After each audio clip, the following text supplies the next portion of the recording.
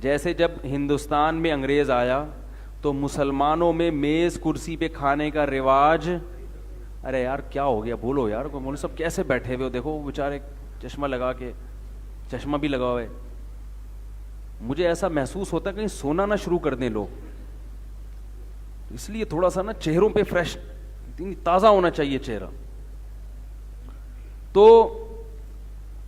جب ہندوستان میں انگریز آیا، میں کتنا ٹھہر ٹھہر کے بول رہا ہوں نا، اس لیے کہ جلدی جلدی بولو نا تو وہ اوپر سے گزرنا شروع ہو جائے گی، کیونکہ آپ کو پھر زیادہ بیدار ہونا پڑے گا. اس لیے ہم آرام آرام سے ایک ایک لفظ کو بالکل بال کی کھال اتار کے صاف ستھرا کر کے واشنگ مشین میں دھو کے اس پہ نیل لگا کے آپ کے سامنے پیش کر رہے ہیں ایک ایک لفظ.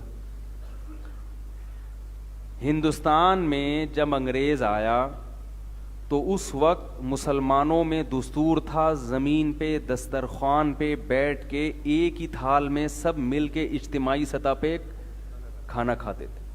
یہ خاندانی طریقہ تھا، اس سے محبتیں بڑھتی تھیں. عربوں میں آج بھی ہے، کیونکہ وہاں انگریز نہیں رہے تو عربوں میں وہی کلچر، جن علاقوں میں انگریزوں نے حکومت نہیں کی وہاں یہی کلچر ہے.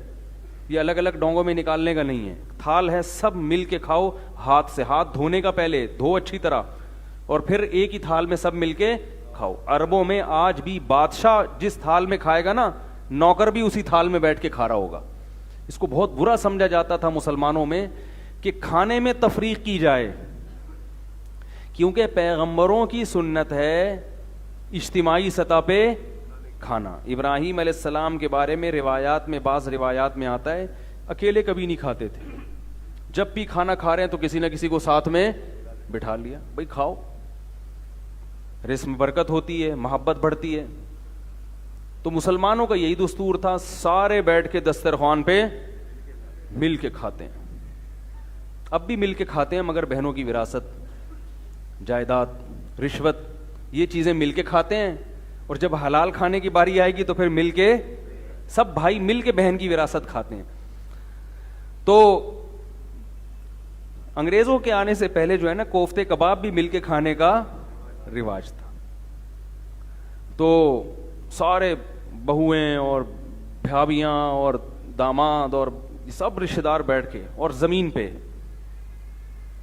جو مالدار تھے نا وہ بھی، غریبوں اور مسکینوں کی بات نہیں، بڑے بڑے مالدار لوگ یہ کام کرتے تھے. بادشاہوں کے ہاں ایسا ہوتا تھا. جب انگریز آیا تو اس نے میز کرسی کانٹے چمچ یہ تکلفات ساتھ لے کر آیا. وہ ہاتھ دھونے کا ان کے ہاں چونکہ رواج نہیں تھا. یہ جو گوروں میں چمچے کانٹے آئے ہیں نا، یہ اس لیے آئے ہیں کہ ان لوگوں کے ہاں کھانے سے پہلے ہاتھ دھونے کا رواج نہیں تھا، بلکہ ہاتھ دھونے والے کو بے وقوف سمجھا جاتا تھا. آپ تاریخ اٹھا کے دیکھو، کھانے سے پہلے جو ہاتھ دھوتا لوگ اس کو سمجھتے پاگل ہے، یہ کیا حرکت کر رہا ہے بھائی. تو یہ بغیر ہاتھ دھوئے، آج بھی آپ دیکھیں جب کسی انٹرنیشنل ایئر لائن میں جا رہے ہوتے ہیں یا ہوٹلوں میں، تو وہ کھانے سے پہلے گیلا ٹیشو پیپر دے دیتے ہیں آپ کو. وہ اس میں جراثیم، اس میں کیمیکل ہوتا ہے جس سے آپ کے ہاتھ کے جراثیم، تو ان کو جراثیم سے بڑی چڑ ہے کیونکہ اس سے بیماریاں پھیلتی ہیں. تو ان کے ڈاکٹروں نے پھر یہ بتایا کہ بھائی بغیر ہاتھ دھوئے کھانا کھانے سے جراثیم پھیلتے ہیں. تو پھر انہوں نے بجائے ہاتھ دھونے کے یا تو وہ ٹیشو پیپر کیمیکل والے وہ شروع کر دیے کہ بھائی جراثیم کو مارو پہلے، یا پھر چمچے اور کانٹے اور چھری چاقو لے آئیے کہ کون ہاتھ دھوئے. تو یہ حقیقت بتا رہا ہوں، یہاں سے انگریزوں میں رواج آیا ہے چمچے کانٹے چھری. سمجھ رہے ہو کہ بھائی ہاتھ تاکہ بھائی جو استنجا نہیں کر کے دھو رہے وہ کھانے سے پہلے ہاتھ کہاں سے دھوئیں گے. معذرت، میری مقصد کسی قوم کا مذاق اڑانا نہیں ہے، ان میں بعض خوبیاں ہم سے زیادہ آ گئی ہیں آج کل. اسلام کی بہت سی چیزیں انہوں نے لے لی، ہم نے چھوڑ دی، لیکن ایک میں تاریخی حقیقت بیان کر رہا ہوں. تو مسلمانوں میں رواج تھا ہمیشہ ہاتھ دھو کے کھانا کھانے کا. تو اب کیا ہوا ہے کہ جب انگریز آیا ہندوستان میں، اس نے میزیں، کرسیاں، تکلفات شروع ہو گئے کھانے میں. 10 آدمی کھا رہے ہیں تو 10 پلیٹیں، 4 ڈونگے، 25 چمچ. خواتین کے لیے کتنی مشکلات ہیں، وہ اس کی دھلائی، پھر ایک ٹینشن. اور وہ دیکھنے میں جو بھی ایسے کھاتا تھا لوگ کہتے تھے یہ کس سے متاثر ہے، گوروں سے، کیونکہ مسلمانوں کا یہ کلچر نہیں تھا. جیسے مسلمان اپنے ابو کو ابو کہتے تھے, امی کو امی کہتے تھے, انگریزوں کے آنے کے بعد پاپا اور مما. ایک صاحب ہیں ہمارے رشتے دار, ان کے ہاں پاپا بھی ہیں, آٹا بھی ہیں, وہ سن نہ رہے ہوں, ویسے سنتے ہیں پابندی سے, ابھی لائف بھی سن رہے ہوتے ہیں. خیر وہ کتنا بڑا مسئلہ نہیں ہے, ہمارے ہی رشتے دار ہیں وہ. تو ہمارے کسی رشتے دار ان کے گھر گئے, انہوں نے بولا یار ان کے یہاں تو بیکری کا سارا سامان ہے. بھائی امی کو آٹا بولتے ہیں, ابو کو پاپا بولتے ہیں, تو رہ کیا گیا؟ چچا کو بسکٹ بول لو, تو بیکری کا سارا سامان. تو پاپا پر بھی علماء نے پابندی لگائی, بھائی ابو بولو, ابا بولو, اماں بولو, امی بولو, پاپا مما کیا ہوتا ہے. لیکن آہستہ آہستہ آہستہ آہستہ مسلمانوں میں یہ چیز سرایت کر گئی.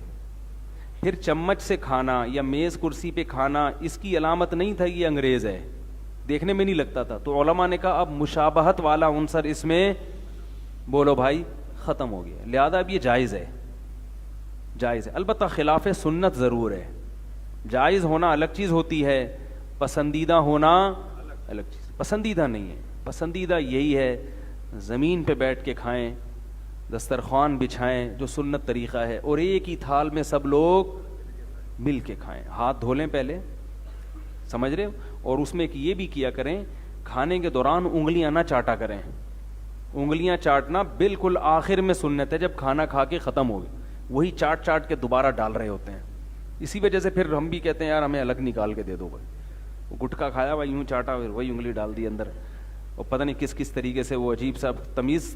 جب اجتماعی کھانا سنت ہے پھر تمیز سے کھائے نا انسان, جتنی تمیز سے جائیداد کھاتے ہیں نا تمیز سے پتہ ہی نہیں چلتا. ایسے ہی پھر وہی چوسی ہوئی بوٹیاں اسی میں پھینک رہے ہیں, عجیب منظر ہوتا ہے.